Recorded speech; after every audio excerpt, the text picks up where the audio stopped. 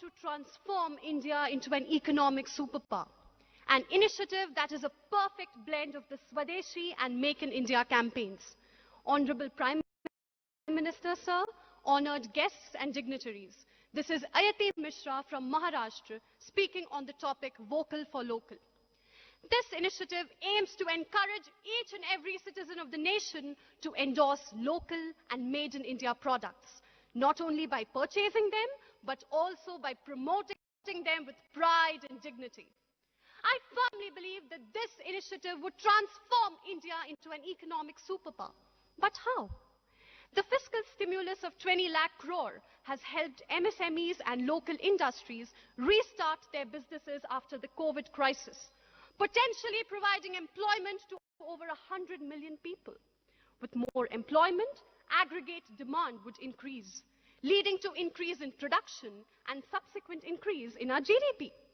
Thus, a robust startup ecosystem would be created. With sustained quality and competitive pricing, local brands may become national brands and further aspire to become global brands, thereby strengthening brand India.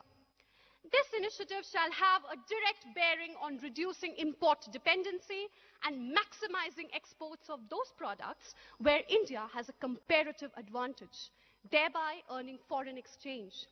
Through this initiative, India can become the center of the global supply chain, and our vision of a $5 trillion economy shall undoubtedly translate into reality.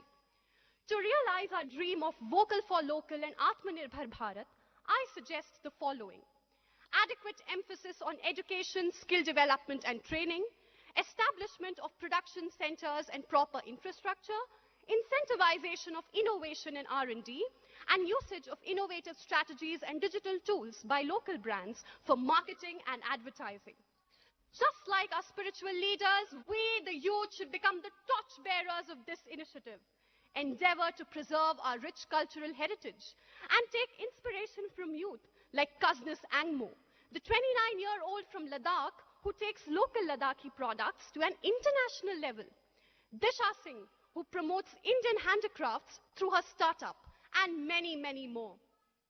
Even through the COVID crisis, the grit and determination of our local enterprises catapulted India towards becoming the second largest manufacturer of PPE kits and one of the prime exporters of masks and PPE kits. स्वदेशी सिर्फ एक शब्द नहीं, यह हमारी पहचान है. आज जो भी बड़े विदेशी ब्रांड्स हैं, वो भी तो कभी लोकल थे. लोकल पर वोकल होकर ही वो आज बड़े बने. तो क्यों ना आज हम सब भी यह फॉर्मूला अपनाएं, लोकल पर वोकल होकर भारतीय ब्रांड्स को बड़ा बनाएं, भारतीय संस्कृति को विश्व भर में उजागर करें एवं भारतीय अर्थव्यवस्था को एक नया आयाम दें. तो आए आज हम सब मिलकर यह दृढ़ संकल्प लें कि हम एक नए एवं आत्मनिर्भर भारत का निर्माण करें. धन्यवाद. जय हिंद, जय भारत. और अब आ रही है राष्ट्रीय युवा संसद महोत्सव 2021 की प्रथम विजेता उत्तर प्रदेश की मुदिता मिश्रा.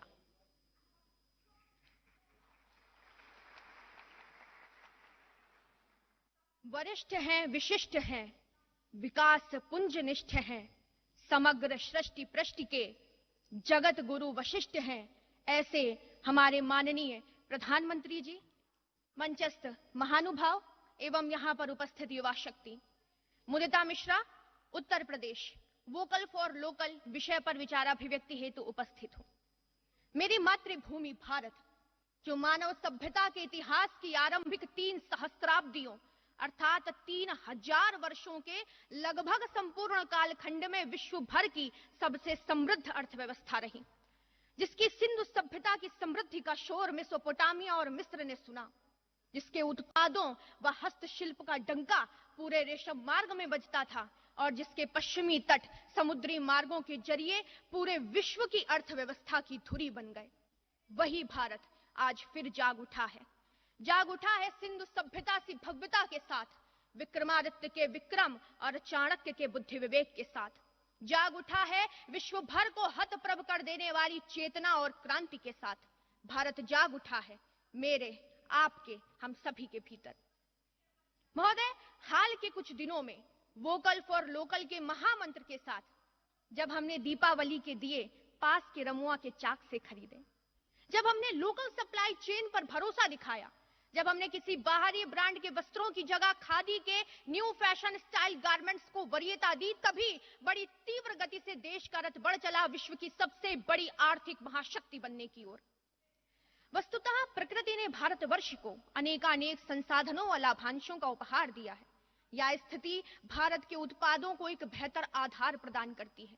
ऐसे में जब वोकल फॉर लोकल की चेतना के साथ हम 125 करोड़ लोग भारतीय उत्पादों के साथ खड़े हो गए हैं, तो अब एक सकारात्मक चक्र उत्पन्न होगा जो विनिर्माण, हार्डवेयर एवं सॉफ्टवेयर सेक्टर तथा सर्विस सेक्टर उत्पादकों को technological innovations, research and development तथा स्टेट ऑफ द आर्ट से जोड़ेगा और इस तरह भारत के उत्पाद गुणवत्ता की दृष्टि से उत्तरोत्तर प्रगति करते चले जाएंगे और विश्व में स्थापित होंगे नए कीर्तिमान। वह दिन दूर नहीं जब हमारे लोकल उत्पाद ग्लोबल होंगे। मित्रों, यह तो सर्वविदित है कि एक कुशल नेतृत्व तथा सभी देशवासियों की चेतना ने वैश्विक परिदृश्य पर योग को आज एक अद्भुत स्थान पर स्थापित कर दिया है। आयुर्वेद व पारंपरिक चिकित्सा के क्षेत्र में भी पूरा विश्व भारत की ओर देख रहा है। भारत में पारंपरिक स्वास्थ्य विज्ञान हेतु पर्यटन की अपार संभावनाएं सृजित हो चुकी हैं। ये परिणाम हमें प्रेरित करते हैं। तो क्यों ना हर भारतीय हमारे लोकल उत्पादों का ब्रांड एम्बेसडर बन जाए। चलिए हम मिलकर ब्रांडिंग करते हैं पश्चिम बंगाल के हिमसागर आम और वाराणसी की गुलाबी मीनाकारी की। चलिए मिलकर वोकल होते हैं गुजरात के टांगलिया शॉल और गोवा के खाजे के लिए। चलिए अपने घरों को सजाते हैं बिहार की मधुबनी या अरुणाचल की तांखा पेंटिंग से। चलिए इस बार किसी एनआरआई फ्रेंड को गिफ्ट करते हैं तेलंगाना की पोचमपल्ली इकत साड़ी या ओडिशा के आदिवासियों की सरलता व सुंदरता से भरी कोटपाल हैंडलूम फैब्रिक। खरीदारी किसी मॉल में हो या ई कॉमर्स साइट्स पर, चलिए सबसे पहले देखते हैं मेड इन इंडिया का लेबल। चलिए बनाते हैं भारतवर्ष को एक वैश्विक आर्थिक महाशक्ति। अंत में वैचारिक पटाक्षेप करने से पूर्व आह्वान करना चाहती हूं। यह पवन परम अनुकूल देख, यह देख भुजा का बल अथाह, तू चले बेड़ियां तोड़ कहीं, रोकेगा आकर कौन राह। डगमग धरणी पर दमित तेज, सागर पारे सा उठे डोल, उठ जाग समय अब शेष नहीं, भारत मां के शार्दूल बोल। धन्यवाद। जय हिंद, जय मां भारती।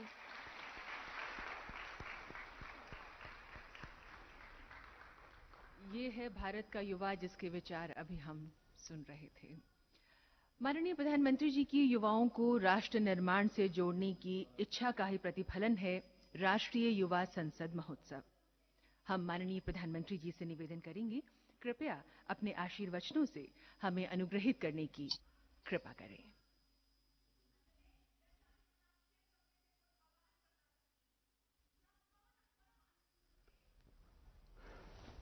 नमस्कार।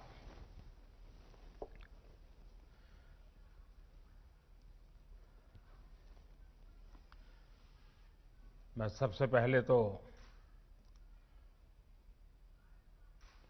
इन तीनों युवकों को हृदय से बहुत अभिनंदन करता हूं कि उन्होंने बहुत ही उत्तम तरीके से, जिसमें विचार भी थे, वक्तृत्व कला भी थी, धारा प्रवाह, विचार प्रवाह बहुत ही सटीक तरीके से प्रस्तुति थी। आत्मविश्वास से भरा उनका व्यक्तित्व था। इन तीनों साथियों को, हमारे युवा साथियों को विजेता होने के लिए मैं बहुत हृदय से अभिनंदन करता हूं।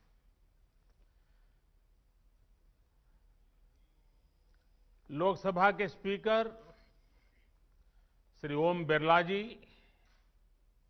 शिक्षा मंत्री श्री रमेश पोखरियाल निशंक जी, खेल और युवा मामलों के मंत्री श्री किरण रिजिजू जी और देश भर के मेरे युवा साथी, आप सभी को राष्ट्रीय युवा दिवस की बहुत बहुत शुभकामनाएं। स्वामी विवेकानंद की जन्म जयंती का ये दिन हम सभी को नई प्रेरणा देता है। आज का दिन विशेष इसलिए भी हो गया है कि इस बार युवा संसद देश की संसद के सेंट्रल हॉल में हो रही है। ये सेंट्रल हॉल हमारे संविधान के निर्माण का गवाह है। देश के अनेक महान व्यक्तियों ने यहां आजाद भारत के लिए फैसले लिए, भारत के भविष्य के लिए चिंतन किया। भविष्य के भारत को लेकर उनका सपना, उनका समर्पण, उनका साहस, उनका सामर्थ्य, उनके प्रयास, इसका एहसास आज भी सेंट्रल हॉल में होता है। और साथियों, आप जहां बैठे हैं उसी सीट पर जब संविधान की निर्माण प्रक्रिया चली थी, इस देश के किसी न किसी गणमान्य महापुरुष वहां बैठे होंगे। आप आज उस सीट पर बैठे हैं। मन में कल्पना कीजिए कि जिस जगह पे देश के वो महापुरुष बैठे थे, आज वहां आप बैठे हैं। देश को आपसे कितनी अपेक्षाएं हैं। मुझे विश्वास है ये अनुभव इस समय सेंट्रल हॉल में बैठे सभी युवा साथियों को भी हो रहा होगा। आप सभी ने जो यहां संवाद किया, मंथन किया, वो भी बहुत महत्वपूर्ण है।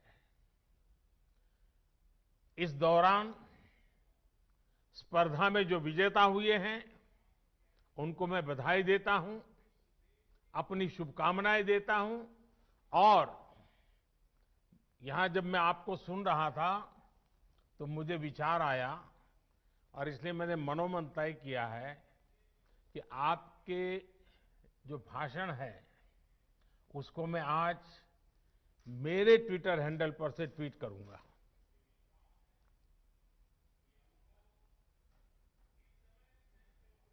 और आप तीन का ही करूंगा ऐसा नहीं, अगर रिकॉर्डेड मटेरियल अवेलेबल होगा तो मैं जो कल फाइनल पैनल में थे उनके लिए भी उनके भाषण को ट्वीट करूंगा, ताकि देश को पता चले कि संसद के परिषद में, इस परिसर में हमारा भावी भारत कैसे आकार ले रहा है।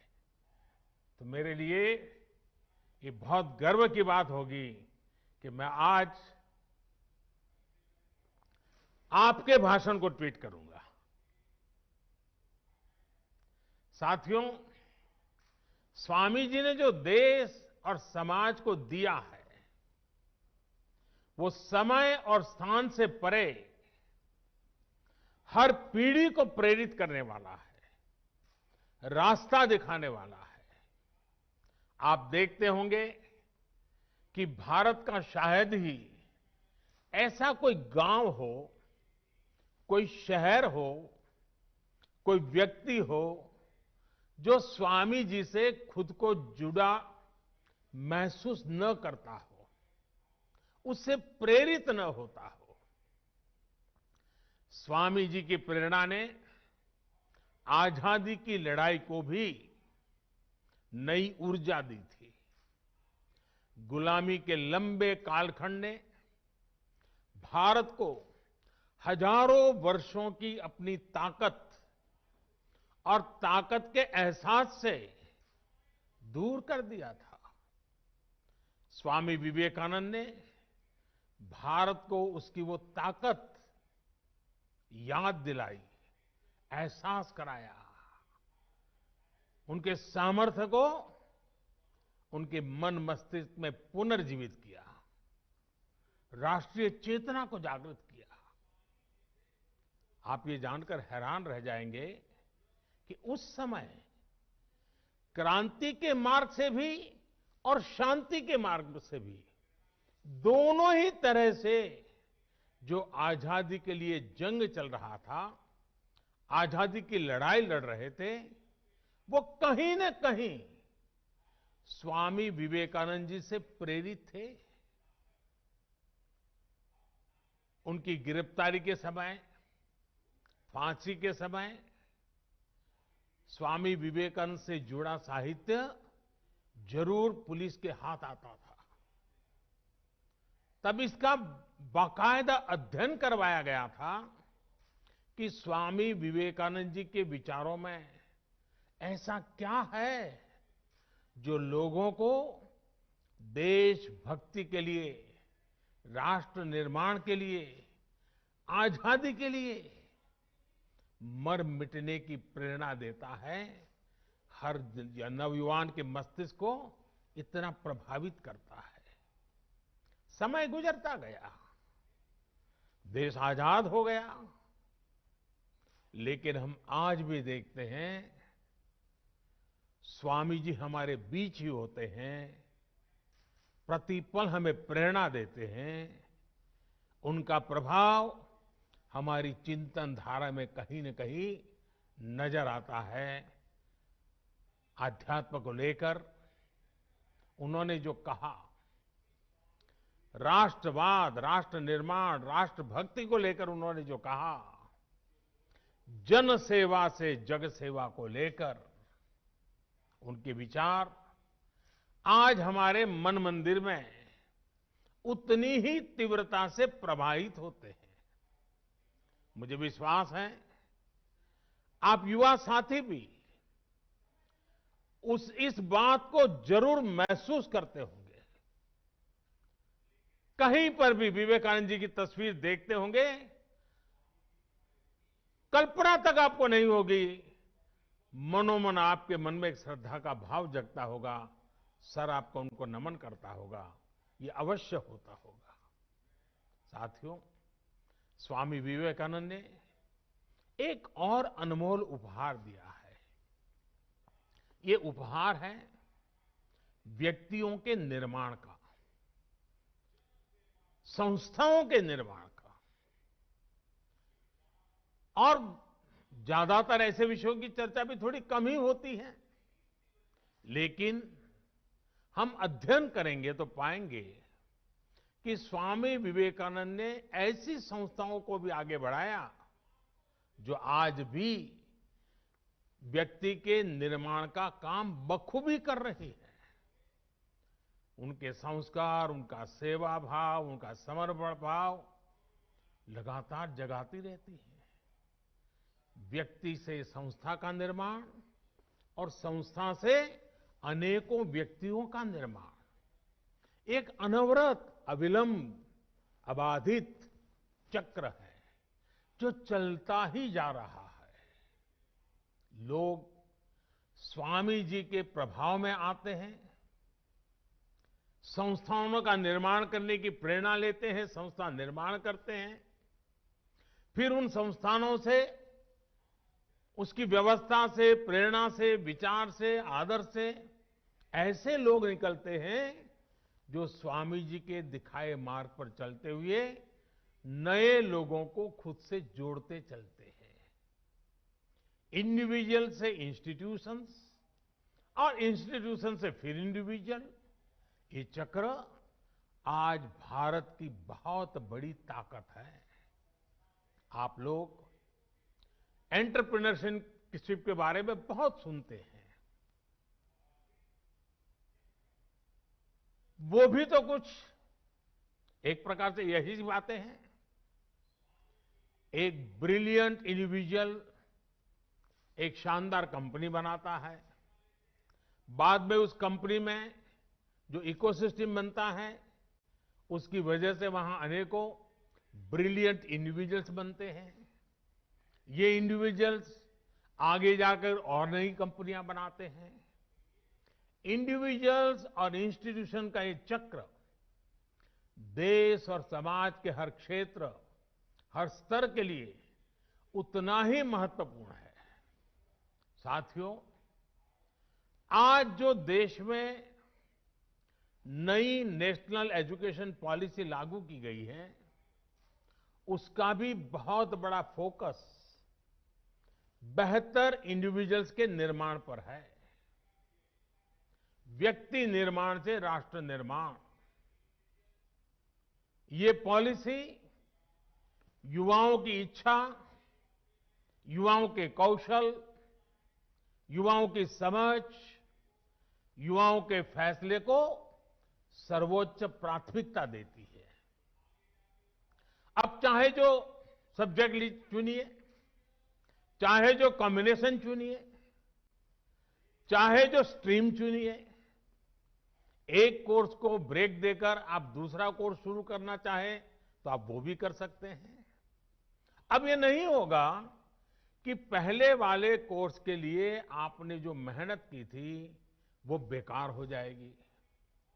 आपको उतनी पढ़ाई का भी सर्टिफिकेट मिल जाएगा जो आगे ले जाएगा। साथियों, आज देश में एक ऐसा इकोसिस्टम विकसित किया जा रहा है जिसकी तलाश में अक्सर हमारे युवा विदेशों का रुख करते थे। वहां की आधुनिक शिक्षा, बेहतर एंटरप्राइज अपॉर्चुनिटीज, टैलेंट को पहचानने वाली, सम्मान देने की वाली व्यवस्था उन्हें स्वाभाविक रूप से आकर्षित करती थी। अब देश में ही ऐसी व्यवस्था हमारे युवा साथियों को मिले, इसके लिए हम प्रतिबद्ध भी हैं, हम प्रयासरत भी हैं। हमारा युवा खुलकर अपनी प्रतिभा, अपने सपनों के अनुसार खुद को विकसित कर सके, इसके लिए आज एक एनवायरनमेंट तैयार किया जा रहा है, इकोसिस्टम तैयार की जा रही है। शिक्षा व्यवस्था हो, समाज व्यवस्था हो, कानूनी बारीकियां हो, हर चीज में इन बातों को केंद्र में रखा जा रहा है। स्वामी जी का बहुत जोर उस बात पर भी था जिसको हमने कभी भूलना नहीं चाहिए। स्वामी जी हमेशा कहते थे और वो इस बात पर बल देते थे, वे शारीरिक ताकत पर भी बल देते थे, मानसिक ताकत पर भी बल देते थे। वो कहते थे, muscles of iron and nerves of steel. उनकी प्रेरणा, उन्हीं की प्रेरणा से आज भारत के युवाओं की शारीरिक मानसिक फिटनेस पर विशेष फोकस किया जा रहा है। फिट इंडिया मूवमेंट हो, योग के प्रति जागरूकता हो, या फिर स्पोर्ट्स से जुड़े आधुनिक इंफ्रास्ट्रक्चर का निर्माण, ये युवाओं को मानसिक और शारीरिक रूप से सुदृढ़ कर रहे हैं। साथियों, आजकल आप लोग कुछ टर्म्स बार बार सुनते होंगे, आपके कान पे आता रहता है। पर्सनालिटी डेवलपमेंट या तो फिर टीम मैनेजमेंट। इनकी बारीकियों को भी आप स्वामी विवेकानंद का अध्ययन करने के बाद और आसानी से समझ पाएंगे। पर्सनालिटी डेवलपमेंट का उनका मंत्र था, बिलीव इन योरसेल्फ। अपने आप पर भरोसा करो, अपने आप पर विश्वास करो। लीडरशिप का उनका मंत्र था, बिलीव इन ऑल। वे कहते थे, पुराने धर्मों के मुताबिक नास्तिक वो है जो ईश्वर में भरोसा नहीं करता, लेकिन नया धर्म कहता है नास्तिक वो है जो खुद में भरोसा नहीं करता। और जब नेतृत्व की बात आती थी तो वो खुद से भी पहले अपनी टीम पर भरोसा जताते थे। मैंने कहीं पढ़ा था, वो किस्सा मैं आपको भी सुनाना चाहता हूं। एक बार स्वामी जी अपने साथी स्वामी शारदानंद जी के साथ लंदन में एक पब्लिक लेक्चर के लिए गए थे। सब तैयारी हो चुकी थी, सुनने वाले इकट्ठे हो गए थे और स्वाभाविक है हर कोई स्वामी विवेकानंद जी को सुनने के लिए आकर्षित होकर के आया था। लेकिन जैसे ही बोलने का नंबर आया तो स्वामी जी ने कहा कि आज भाषण मैं नहीं बल्कि मेरे सहयोगी शारदानंद जी देंगे। शारदानंद जी ने भी सोचा नहीं था कि अचानक उनके जिम्मे काम आ जाएगा। वो इसके लिए तैयार भी नहीं थे। लेकिन जब शारदानंद जी ने भाषण देना शुरू किया तो हर कोई चकित हो गया, उनसे प्रभावित हो गया। और ये होती है लीडरशिप और अपनी टीम के लोगों पर भरोसा करने की ताकत। आज हम जितना स्वामी विवेकानंद जी के बारे में जानते हैं, उसमें बहुत बड़ा योगदान स्वामी शारदानंद जी का ही है।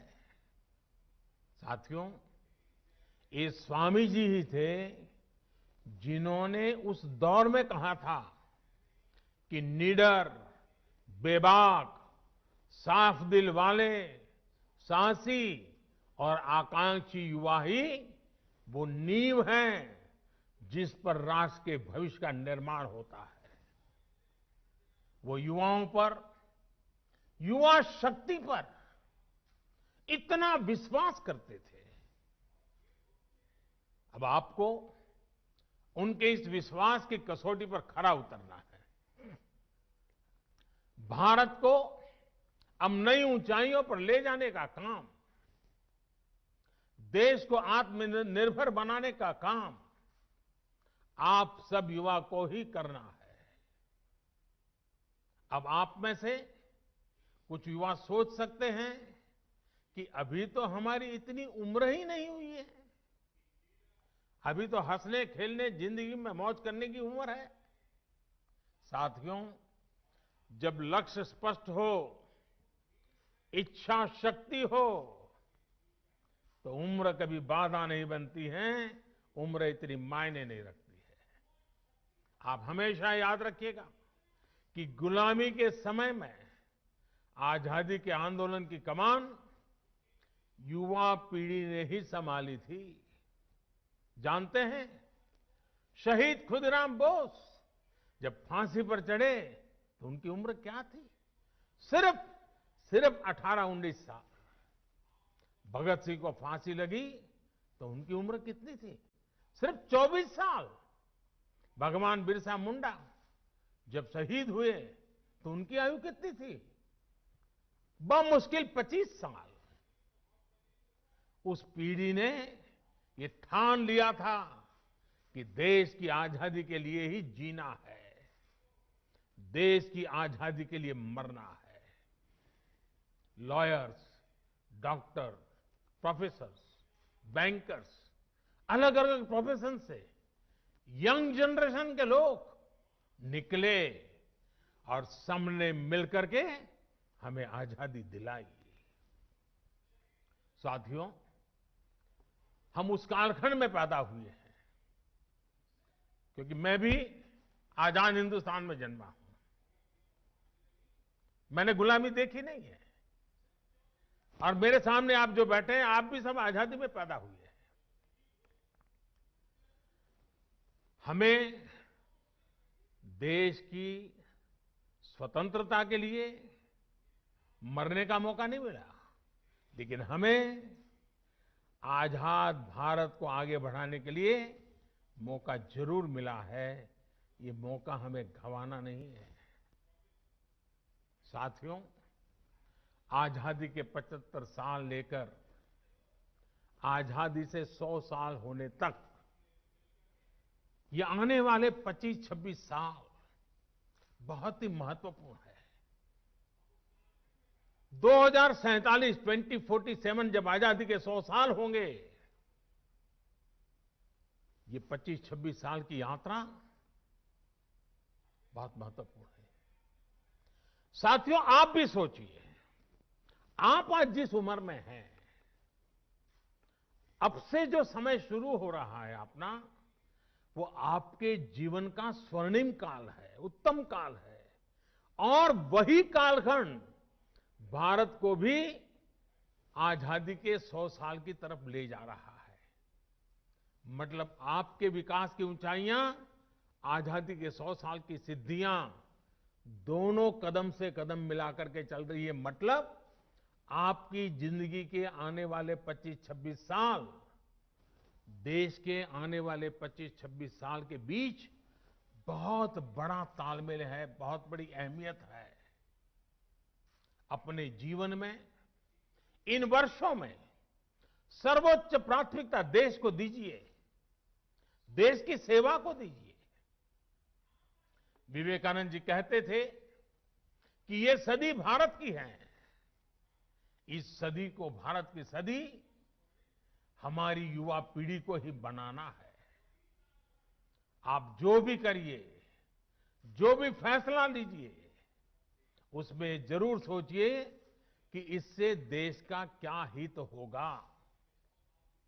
साथियों, स्वामी विवेकानंद जी कहते थे कि हमारे युवाओं को आगे आकर राष्ट्र का भाग्य विधाता बनना चाहिए। इसलिए ये आपकी जिम्मेदारी है कि भारत के भविष्य का नेतृत्व करें। और आपकी ये जिम्मेदारी देश की राजनीति को लेकर के भी है, क्योंकि राजनीति, पॉलिटिक्स देश में सार्थक बदलाव लाने का एक सशक्त माध्यम है। हर क्षेत्र की तरह पॉलिटिक्स को भी युवाओं की बहुत ज्यादा जरूरत है। नई सोच, नई ऊर्जा, नए सपने, नया उमंग, देश की राजनीति को इसकी बहुत जरूरत है। साथियों, पहले देश में ये धारणा बन गई थी कि अगर कोई युवक राजनीति की तरफ रुख करता था तो घर वाले कहते थे कि अब बच्चा बिगड़ रहा है, क्योंकि राजनीति का मतलब ही बन गया था झगड़ा, फसाद, लूट, खसोट, भ्रष्टाचार, न जाने क्या क्या लेबल लग गए थे। लोग कहते थे कि सब कुछ बदल सकता है, लेकिन सियासत नहीं बदल सकती। लेकिन आज आप देखिए, आज देश की जनता, देश के नागरिक इतने जागरूक हुए हैं कि राजनीति में वो ईमानदार लोगों के साथ खड़े होते हैं, ईमानदार लोगों को मौका देते हैं। देश की सामान्य जनता ईमानदार, समर्पित, सेवाभावी राजनीति में आए हुए लोगों के साथ डट करके खड़ी रहती है। ऑनेस्टी और परफॉर्मेंस आज की राजनीति की पहली अनिवार्य शर्त होती जा रही है। और देश में जो जागरूकता आई है ना, उसने ये दबाव पैदा किया है। भ्रष्टाचार जिनकी लीगेसी थी, उनका भ्रष्टाचार ही आज उन पर बोझ बन गया है। और ये देश के सामान्य नागरिक की जागरूकता की ताकत है। वो लाख कोशिशों के बाद भी इससे उभर नहीं पा रहे हैं। देश अब ईमानदारों को प्यार दे रहा है, ईमानदारों को आशीर्वाद दे रहा है, ईमानदारों के साथ अपनी ताकत खड़ी कर देता है, अपना विश्वास दे रहा है। अब जनप्रतिनिधि भी ये समझने लगे हैं कि अगले चुनाव में जाना है तो सीवी स्ट्रांग होनी चाहिए, कामों का हिसाब पुख्ता होना चाहिए। लेकिन साथियों, कुछ बदलाव अभी भी बाकी है। और ये बदलाव देश के युवाओं को आपको ही करने हैं। लोकतंत्र का एक सबसे बड़ा दुश्मन पनप रहा है और वो है राजनीतिक वंशवाद। राजनीतिक वंशवाद देश के सामने ऐसी ही चुनौती है जिसे जड़ से उखाड़ना है। ये बात सही है कि अब केवल सरनेम के सहारे चुनाव जीतने वालों के दिन लदने लगे हैं, लेकिन राजनीति में वंशवाद का ये रोग अभी पूरी तरह समाप्त नहीं हुआ है। अभी भी ऐसे लोग हैं जिनका विचार, जिनका आचार, जिनका लक्ष्य सब कुछ अपने परिवार की राजनीति और राजनीति में अपने परिवार को बचाने का ही है। साथियों, ये राजनीतिक वंशवाद लोकतंत्र में एक नए रूप के तानाशाही के साथ ही देश पर अक्षमता का बोझ भी बढ़ा देता है। राजनीतिक वंशवाद नेशन फर्स्ट के बजाय सिर्फ मैं और मेरा परिवार, इसी भावना को मजबूत करता है। ये भारत में राजनीतिक और सामाजिक करप्शन का भी एक बहुत बड़ा कारण है। वंशवाद की जगह से आगे बढ़े लोगों को लगता है कि अगर उनकी पहले की पीढ़ियों के करप्शन का हिसाब नहीं हुआ तो उनका भी कोई कुछ नहीं बिगाड़ सकता। वो तो अपने घर में ही इस प्रकार के विकृत उदाहरण भी देखते हैं। इसलिए ऐसे लोगों का कानून के प्रति न सम्मान होता है, न कानून का उनको डर भी होता है। साथियों, इस स्थिति को बदलने का जिम्मा देश की जागरूकता पर है, देश की युवा पीढ़ी पे है और राष्ट्रयाम जागृयाम व्यायाम इसी मंत्र को लेकर के जीना है।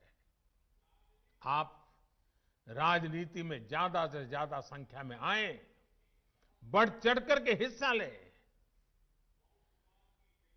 लेना पाना बनने के इरादे से नहीं, कुछ कर गुजरने के इरादे से आइए। आप अपनी सोच, अपने विजन को लेकर आगे बढ़े, एक साथ मिलकर के काम करें, जुट करके काम करें, डट करके काम करें। याद रखिएगा, जब तक देश का सामान्य युवा राजनीति में नहीं आएगा, वंशवाद का ये जहर इसी तरह हमारे लोकतंत्र को कमजोर करता रहेगा। इस देश के लोकतंत्र को बचाने के लिए आपका राजनीति में आना जरूरी है। और ये जो लगातार हमारे युवा विभाग के द्वारा मॉक संसद के कार्यक्रम चलाए जा रहे हैं, देश के विषयों पर युवा मित्र मिलकर के चर्चा करें, देश के युवाओं को भारत के सेंट्रल हॉल तक लाया जाए, इसके पीछे मकसद भी यही है कि देश की नई युवा पीढ़ी को हम तैयार करें ताकि वो हमारे साथ आने वाले दिनों में देश का नेतृत्व करने के लिए आगे आए, आगे बढ़े। आपके सामने स्वामी विवेकानंद जैसा महान मार्गदर्शक है। उनकी प्रेरणा से आप जैसे युवा राजनीति में आएंगे तो देश और भी मजबूत होगा। साथियों, स्वामी विवेकानंद जी युवाओं को एक और बहुत महत्वपूर्ण मंत्र देते थे। वो कहते थे, किसी आपदा या परेशानी से भी ज्यादा महत्वपूर्ण है उस आपदा से ली गई सीख। आपने उसमें से क्या सीखा? हमें आपदाओं में संयम की भी जरूरत होती है, साहस की भी जरूरत होती है। आपदा हमें ये सोचने का भी अवसर देती है कि जो बिगड़ा है हम वही दोबारा बना लें या नए सिरे से एक नए निर्माण की नींव रखें। कई बार हम एक संकट, किसी आपदा के बाद कुछ नया सोचते हैं तो फिर देखते हैं कि उस नई सोच ने कैसे पूरा भविष्य बदल दिया। आपने भी अपने जीवन में महसूस किया होगा। मैं भी, मेरा मन करता है कि आज एक अनुभव मैं आपके सामने जरूर आपके सामने रखूं। 2001 में जब गुजरात के कच्छ में भूकंप आया था तो कुछ ही पल में सब कुछ तबाह हो गया था। पूरा कच्छ एक प्रकार से मौत की चादर ओढ़ करके सोया था। सारी इमारतें जमींदोज हो चुकी थी। जो हालत थी उसे देखकर लोग कहते थे कि अब कच्छ हमेशा हमेशा के लिए बर्बाद हो गया। इस भूकंप के कुछ महीने बाद मुझे गुजरात का मुख्यमंत्री के रूप में दायित्व निभाने की जिम्मेवारी आ गई। चारों तरफ गूंज यही थी कि अब तो गुजरात गया, अब तो गुजरात बर्बाद हो गया, अब कच्छ बर्बाद, यही सुन रहा था। हमने एक नई अप्रोच के साथ काम किया, एक नई रणनीति के साथ आगे बढ़े। हमने सिर्फ इमारतें ही फिर से नहीं बनाई, बल्कि ये प्रण लिया कि कच्छ को विकास की नई ऊंचाई पर पहुंचाएंगे। तब वहां न उतनी सड़कें थी, न बिजली व्यवस्था ठीक थी, न ही पानी आसानी से नहीं मिलता था। हमने हर व्यवस्था सुधारी। हम सैकड़ों किलोमीटर लंबी नहरें बनाकर कच्छ तक पानी लेकर गए, पाइपलाइन से पानी ले गए। कच्छ की हालत ऐसी थी कि वहां टूरिज्म के बारे में कोई सोच भी नहीं सकता था। उल्टा हर साल हजारों लोग कच्छ से पलायन कर जाते थे। अब आज हालत ऐसे हैं कि बरसों पहले कच्छ छोड़कर गए लोग आज वापस लौटने लगे हैं। आज कच्छ में लाखों टूरिस्ट रणोत्सव में आनंद लेने के लिए पहुंचते हैं। यानी आपदा में हमने आगे बढ़ने का अवसर खोजा। साथियों, उस समय भूकंप के दौरान ही एक और बड़ा काम हुआ था जिसकी उतनी चर्चा नहीं होती है। आजकल कोरोना के समय में आप लोग डिजास्टर मैनेजमेंट एक्ट का जिक्र खूब सुनते होंगे। इस दौरान तमाम सरकारी आदेश इसी एक्ट को आधार बनाकर जारी किए गए। लेकिन इस एक्ट की भी एक कहानी है। कच्छ भूकंप के साथ इसका एक रिश्ता है और मैं ये भी शायद आपको बताऊंगा तो आपको खुशी होगी। साथियों, पहले हमारे देश में डिजास्टर मैनेजमेंट ये कृषि विभाग का हिस्सा रहता था, उसी का काम समझा जाता था। क्योंकि हमारे यहां डिजास्टर का मतलब होता था बाढ़ या सूखा। ज्यादा पानी गिर गया तो वो डिजास्टर, ज्यादा पानी कम पड़ गया तो वो डिजास्टर। बाढ़ वगैरह आती थी तो खेती का मुआवजा वगैरह देना, यही काम प्रमुखतः डिजास्टर मैनेजमेंट का होता था। लेकिन कच्छ भूकंप से सबक लेते हुए गुजरात ने 2003 में Gujarat state disaster management act बनाया। तब देश में पहली बार ऐसा हुआ जब डिजास्टर मैनेजमेंट को कृषि विभाग से लेकर वहां से बाहर निकाल करके गृह विभाग के अंडर में दे दिया गया। बाद में केंद्र सरकार ने 2005 में गुजरात के उसी कानून से सीख लेकर पूरे देश के लिए डिजास्टर मैनेजमेंट एक्ट बनाया।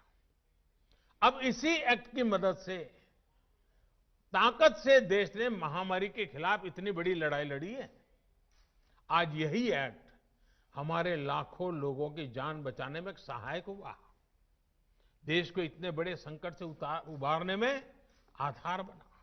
इतना ही नहीं, जहां कभी डिजास्टर मैनेजमेंट केवल मुआवजे और राहत सामग्री तक सीमित होता था, उसी भारत के डिजास्टर मैनेजमेंट से आज दुनिया सीख रही है। साथियों, जो समाज संकटों में भी प्रगति के रास्ते बनाना सीख लेता है, वो समाज अपना भविष्य खुद लिखता है और इसलिए आज भारत और 130 करोड़ भारतवासी अपना भविष्य और वो भी उत्तम भविष्य आज देश के नागरिक खुद गढ़ रहे हैं। आपके द्वारा किया गया हर एक प्रयास, हर एक सेवा कार्य, हर एक इनोवेशन और हर एक ईमानदार संकल्प भविष्य की नींव में रखा जा रहा एक मजबूत पत्थर है। आप अपने प्रयासों में सफल हो, इन्हीं शुभकामनाओं के साथ मैं फिर एक बार देश भर में लाखों युवकों ने कोरोना के इस कालखंड में भी कहीं पर रूबरू में, कहीं पर वर्चुअल इस यूथ मूवमेंट को आगे बढ़ाया। डिपार्टमेंट के लोग भी अभिनंदन के अधिकारी हैं, इसमें हिस्सा लेने वाले नौजवान भी अभिनंदन के अधिकारी हैं और विजेता होने वालों को अनेक अनेक शुभकामनाएं देने के साथ साथ जिन बातों को उन्होंने बोला है वो बातें समाज की जड़ों में जाएं, इसके लिए वो सफलतापूर्वक आगे बढ़े, ऐसी मेरी अनेक अनेक शुभकामनाएं हैं। मैं फिर एक बार स्पीकर महोदय का संसद भवन के अंदर इस कार्यक्रम की रचना के लिए आभार व्यक्त करते हुए मेरी वाणी को विराम देता हूं। बहुत बहुत धन्यवाद।